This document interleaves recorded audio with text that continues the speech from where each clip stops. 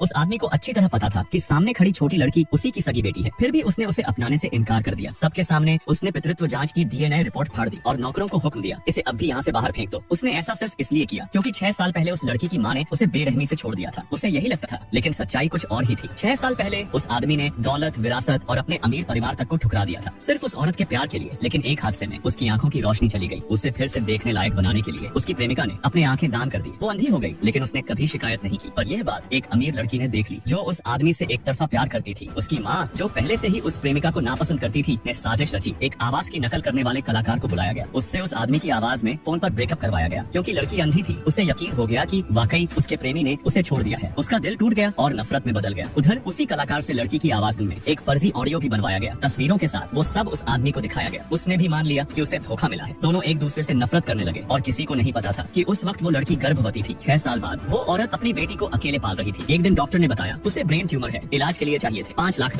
पैसे नहीं थे, मौत से डर नहीं था। डर सिर्फ एक बात का था, उसकी 5 साल की बेटी। आंसुओं में डूबकर उसने अपनी बेटी से कहा, जाओ अपने पापा को ढूंढो। बच्ची को पता चला कि उसका पिता एक अमीर खानदान का वारिस है। वो माँ की जान बचाने उसकी हवेली पहुंची। लेकिन जैसे ही आदमी ने जन्म प्रमाण पत्र देखा, वो आग बबूला हो गया। उसने बेटी को अपनाने से इनकार कर दिया और फिर से उसे बाहर फेंकवा दिया। बेघर बच्ची सड़कों पर बोतलें बीनने लगी ताकि माँ का इलाज करा सके, लेकिन कुपोषण की वजह से वो बेहोश होकर गिर पड़ी। यह सब उस आदमी की छोटी बहन ने देख लिया। उसे अस्पताल पहुंचाया गया। लड़की का चेहरा देखकर वो सन्न रह गई, क्योंकि बच्ची अपने भाई की बिल्कुल कॉपी थी। उसने चुपके से बाल का सैंपल लिया और जब पितृत्व जांच की रिपोर्ट आई, सच्चाई ने सबको हिला दिया। वो बच्ची वाकई उसी आदमी की बेटी थी। अब सवाल यह था, जब सच्चाई सामने आएगी तो क्या वो पिता अपनी बेटी और उसके दर्द को अपना पाए?